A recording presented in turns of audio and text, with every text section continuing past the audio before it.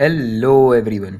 आज हम स्टार्ट कर रहे हैं the story of my life by Helen Keller, part 1 of the chapter number 21. तो let's begin. It's the explanation, not the summary. I have thus far sketched the events of my life, but I have not shown how much I have dependent on books, not only for pleasure and for the wisdom they bring to all who read, but also for the knowledge which comes to others through their eyes and their ears. So Helen बोलती है कि मैंने अब तक अपनी सारे जितने भी इवेंट्स, इंपॉर्टेंट इवेंट्स अपनी लाइफ में हुए थे, वो सारे स्केच कर दिए हैं आप लोगों के सामने. जो एक इम्पॉर्टेंट चीज़ थी वो है मेरी डिपेंडेंस ऑन बुक्स, जो कि ना सिर्फ बुक्स से मुझे प्लेजर और विजडम मिली, उसके साथ साथ नॉलेज भी मिली. Indeed, books have meant so much more in my education that in most of others that I shall go back to the time when I began to read. Hello ने बोला books मेरे लिए बहुत ज़्यादा matter करती हैं और इसलिए उनको सही से बताने के लिए मैं बुक्स को तब से स्टार्ट करूँगी जब मैंने पहली बुक पढ़ी थी. I read my first connected story in May 1887 when I was 7 years old. 7 year old में उसने पहली स्टोरी पढ़ी थी 1887 में, मई में. And from that day to this I have devoured मतलब eaten greedily everything in the shape of a printed page that has come within the reach of my hunger fingertips. As I've said, I did not study regularly during the early years of my education. Nor did I read according to rule. Hello ने बोला कि उसने पहली story अभी बताया उसने, लेकिन तो उसके बाद उन्होंने उस स्टोरी को पढ़ने के बाद उसको इतना प्लेजरेबल लगा स्टोरी पढ़ना कि उसने उसके बाद जो भी उसके दिमाग जो भी उसके बाद प्रिंटेड पेज आया, प्रिंटेड पेज से मतलब उसका है बुक से, उसके बाद आया उसने कोई भी नहीं छोड़ा और सबको डेवर्ड यानी ईट इन ग्रेडली यानी कि मतलब हंगर से खा गई एकदम. एक तरीके से सब कुछ बहुत ही अच्छे से उसने पढ़ा, किसी को भी नहीं छोड़ा क्योंकि उसकी फिंगर हंगरी थी. As I have said, I did not study regularly during the earlier years of my education, nor did I read according to rule. उसने बोला कि पहले भी मैं आपको बता चुकी हूँ कि मैं कभी भी रेगुलरली नहीं पढ़ती थी और कभी भी रूल्स के साथ नहीं पढ़ती थी, और इसलिए यही शायद उसका रीज़न था कि वो एक्सेल कर पाई. At first, I had only a few books in raised print, Readers for Beginners, a collection of stories for children, and a book about the earth called Our World. I think that was all, but I read them over and over until the words were so worn and pressed I could scarcely make them out. Helen ने बोला कि उसके पास कुछ ही books थी raised print में, जैसे कि readers एक बुक का नाम था जो कि बिगिनर्स के लिए थी, एक कलेक्शन था उसके पास, मतलब एक बुक थी जिसमें बच्चों की कहानियों का कलेक्शन था. एक बुक थी अर्थ के ऊपर जिसका नाम था आर वर्ल्ड, लेकिन वो उनको पढ़ के इतना ज़्यादा पढ़ चुकी थी कि उसका जो ब्रेल में जो एम्बोस था वो भी पूरा पिचक चुका था और उसके बाद उसको फिर से वो पढ़ना बहुत मुश्किल था. मतलब इतनी ज़्यादा वो बार वो पढ़ चुकी थी, एक तो वो बोर हो चुकी थी, दूसरा उसको पढ़ना भी बहुत मुश्किल था कि वो मेकआउट नहीं कर पा रही थी कि कौन सा लेटर लिखा हुआ है, वो इतने ज़्यादा प्रेस हो चुके थे. Sometimes Miss Sullivan read to me, spelling into my hand little stories and poems that she knew I should understand, but I preferred reading myself to being read to because I like to read again and again the things that pleased me. Helen ने बोला कि miss Sullivan भी मेरी बहुत help करती थी, वो भी कई जो पोएम्स और स्टोरी जो उन्हें पता थी वो हैंड पे लिखती थी, लेकिन मैं ज़्यादा मोटिवेट करती थी कि मैं खुद रीड करूँ, क्योंकि रीडिंग से मुझे भी बहुत फ़ायदा मिलता था कि मैं रीड हो सकूँ, मतलब रीडिंग मेरी अच्छी हो जाए. और दूसरा मैं बहुत ज़्यादा मेरी एक टेंडेंसी थी कि जो भी मुझे अच्छी लगी पढ़ने में उसे वो बार बार पढ़ती थी. It was during my first visit to Boston that I really began to read in good earnest.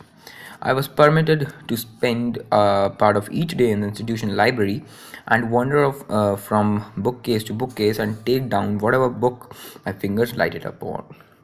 Helen बोलती है कि बॉस्टन में जाने के बाद ही हेलेन को बुक्स की रियल वैल्यू पता चली.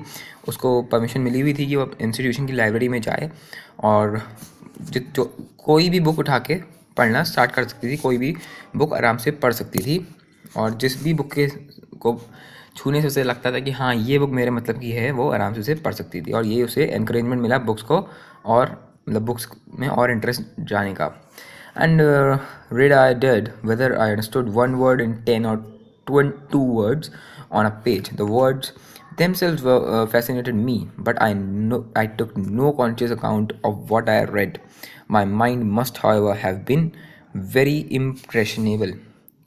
at that period, for it retained many words and whole sentences to the meaning of which I had not the faintest clue, and afterward, when I began to talk and write, these words and sentences would flesh out quite naturally so that my friends wondered at the richness of my vocabulary. तो Helen बोलती है कि जब वो उसे पढ़ने बैठती थी तो ऐसा नहीं कि उसे कोई बहुत बड़ी स्कॉलर थी और उसे जो भी वो पढ़ने बैठती थी वो उसे समझ में आ जाता था। तो वो बोलती थी हो सकता है मुझे कभी 10 वर्ड में से सिर्फ एक वर्ड समझ में आया, एक पेज में सिर्फ 2 वर्ड समझ में आए, लेकिन वर्ड्स उसे बहुत ज़्यादा इंटरेस्टिंग लगते थे, उसे बहुत ज़्यादा फैसिनेट करते थे। और वो एक अकाउंट तो नहीं बना पाती थी कि स्टोरी क्या है, लेकिन उसे पढ़ना फिर भी बहुत अच्छा लगता था। और उसने बोला उसका जो माइंड था वो बहुत ज़्यादा इंटरेस्टिंग था, बहुत ज़्यादा इंटरेस्टेड था इन सब चीज़ों में, और नए नए वर्ड्स और सेंटेंसेस को हमेशा एक फॉर्म देने की कोशिश करता रहता था। तो द मीनिंग ऑफ विच आई मतलब कुछ कुछ वर्ड्स तो बिल्कुल ऐसे थे जिसको उसका बिल्कुल हल्का सा भी क्ल्यू नहीं था कि क्या है इसका मतलब। और उसके बाद जब उसने बोलना और लिखना स्टार्ट किया थोड़े थोड़े, मतलब उसकी जब उसने लिखना स्टार्ट किया ऑब्वियसली जो जो भी उसने वर्ड्स पढ़े थे वो उन्हें यूज़ करने लगी और अपने फ्रेंड्स में एक रॉम डालने लगी कि उसकी वोकेबलरी कितनी अच्छी है। I must have read parts of many books. In those early days, I think I never read any one book through, and a great deal of poetry in this uncomprehending way, until I discovered Little Lord Fauntleroy, which was the first book of any consequence I read understandingly. उसने बोला कि मैंने कई books के parts पढ़ रखे थे, थोड़े थोड़े पार्ट्स पढ़ लिए या फिर कुछ पोइट्री पढ़ ली उनकी, पर वो सिर्फ लिटिल लॉर्ड फॉन्टेले ही एक बुक थी जो उसने पूरी पढ़ी थी, पूरी अंडरस्टैंडिंग के साथ। तो वो उसकी पहली बुक थी जो उसने अंडरस्टैंडिंग के साथ पढ़ी थी, लिटिल लॉर्ड फॉन्टेलरॉय। तो उसके बारे में देखते हैं कि इसके बारे में उन्होंने क्या दिया है।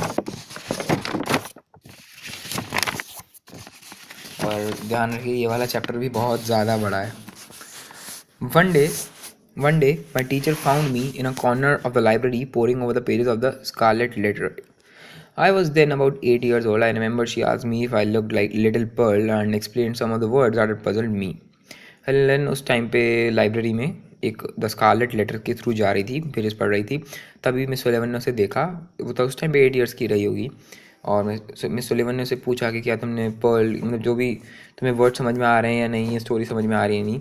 Then she told me that she had a beautiful story about a little boy which she was sure that I should like better than the Scarlet Letter. The name of the story was Little Lord Fauntleroy, and she promised to read it to me the following summer.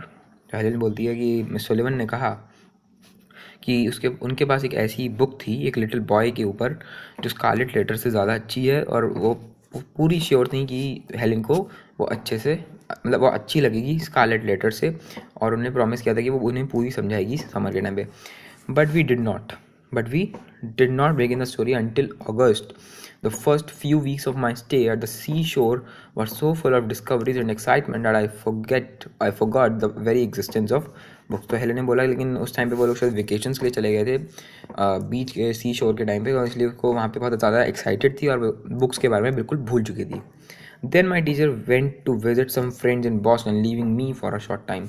अब miss Sullivan को भी तो थोड़ा अपना personal time चाहिए, तो वो भी छुट्टियों पे अपने फ्रेंड से मिलने बॉस्टन चले गई, जिसकी वजह से फिर से बुक वो नहीं पढ़ पाई।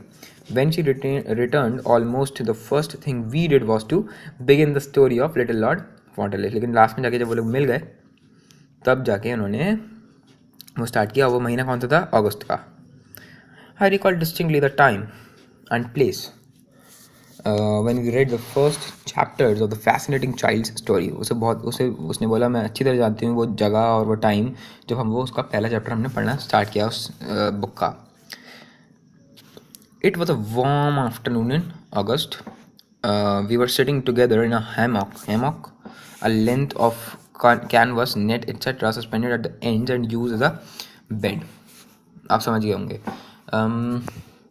मानिए 2 पोल्स टाइप के लेते हैं और बीच में एक झूला टाइप का बना दीजिए, मतलब जो कपड़े से एक टाइप का झूला होता है या बेड टाइप का बनाते हैं ना। मैं उसकी कैसे बताऊँ, आप शायद समझ गए होंगे अब तक। तो नेट जैसे कपड़े का बना हुआ होता है वो, और लटका हुआ होता है वो, बेड टाइप की फॉर्मेशन होती है, उस पर आराम से बैठ के आप स्विंग करते करते आराम से बैठे बैठे पढ़ सकते हैं। We were sitting together in hammock, आप नेट पे सर्च कर लीजिएगा hammock, which swung from 2 solemn pines at a short distance from the house. सही है। और we had hurried through the dish washing after lunch in order and कहाँ गया, we had hurried through the dishwashing after luncheon in order that we might have as long an afternoon as possible for the story। तो उन्होंने बोला कि हम जल्दी से जाके हमने अपना लंच करा, जिससे कि बाकी की पूरा टाइम हम सिर्फ वो बुक ही पढ़ें, हमें पूरी इवनिंग पूरा आफ्टरनून हमें स्टोरी पढ़ने में निकाल दें। एज वी हेस्टेंड, जैसे इसके बाद का मैं नेक्स्ट पार्ट में स्टार्ट करूँगा, वीडियो बहुत लंबी हो चुकी है। Thank you for watching this video. If you like it, do like it, and please subscribe the video. Thank you.